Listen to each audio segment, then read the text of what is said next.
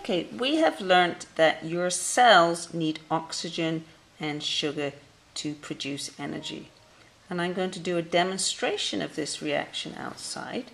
I'm going to take the amount of sugar in one Coca-Cola. So if you can see here, quite a bit of sugar here. It's about 40 grams. And I'm going to add it to a special chemical, sodium chlorate. The sodium chlorate is salt, and salt is the sodium and the chlorine, with 3 oxygens tacked onto it. So this is going to be our source of oxygen. The salt part doesn't take any part in the reaction, so it's basically the oxygen and the sugar. I'm going to mix these 2 chemicals together. The sodium chloride looks like this, looks like salt. I'm going to mix these 2 chemicals together outside, and I'm going to start the reaction off with 1 drop of concentrated sulfuric acid. So I'm mixing the sugar and the sodium chlorate, which is salt, with 3 oxygens on it. Now I'm going to sort of make it into a little pyramid. Try, push it in there. My arm hurts. Okay. Okay, Mark, do you want to back up a little bit? Okay, I'm now going to start it off, and even more, Mark.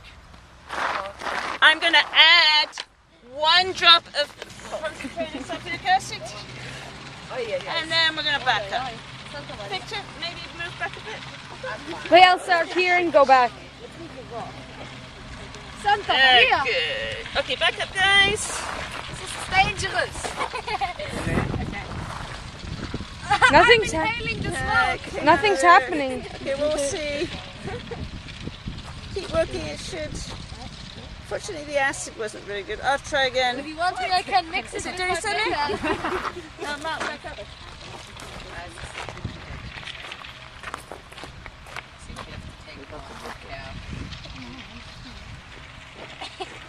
Move away quickly.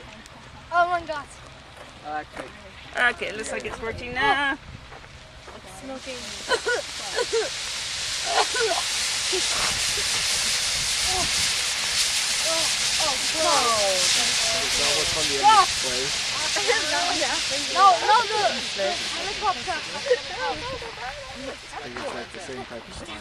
Okay, guys, you can stop filming now, Milk, and I'll explain. Okay, as you can see, when we burnt the sugar with oxygen, we got a huge flame, lots and lots of energy. Remember, that was just the sugar in 1 can of Coca-Cola.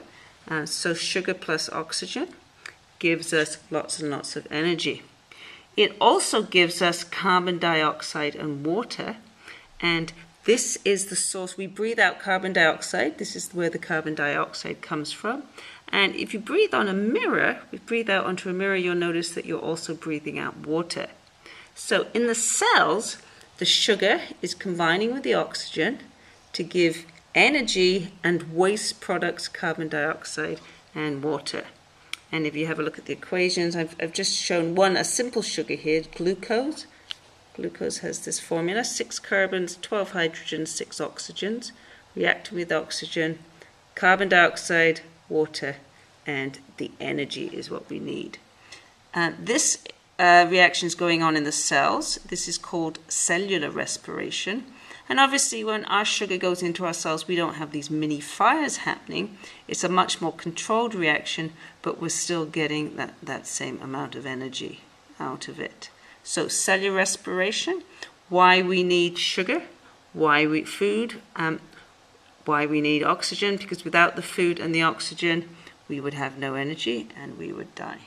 Okay, this week we are studying the digestive system, but before we look at the system, we want to find out a little bit more about the types of food that we eat.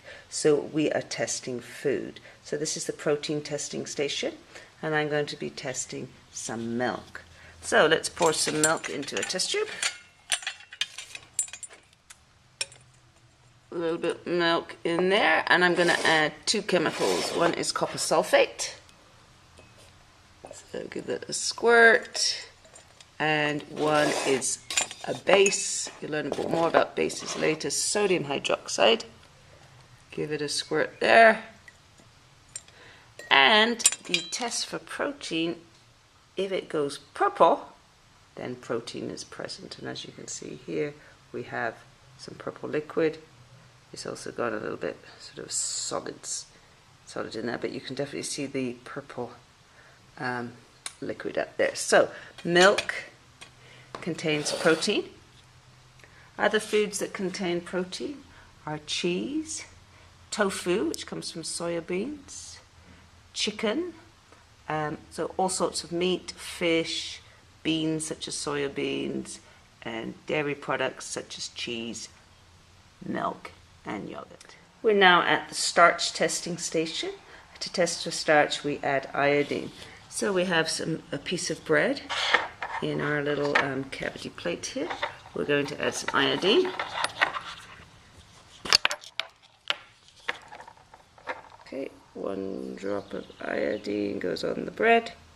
If there's starch present, you get a black liquid with the iodine. So bread contains starch. Other things that contain starch would be crackers, chips, rice, potatoes, pasta. Those are your complex carbohydrates. So, starch testing station. We're now at the oil fat testing station. Very simple test here. You rub the food on a piece of brown paper. So, brown paper before rubbing. Here we've rubbed some chicken on the brown paper, and if you get this sort of grease mark on the paper, that means there's fat in there, so the chicken is fatty. You'll also find fats in nuts such as peanuts, chips, cheese, and obviously oils and butter and cream. There are good oils. For example, olive oil is a very good oil to be eating. Here is some olive oil. Fats that will upset your heart are the animal fats such as in chicken, red meat, fish.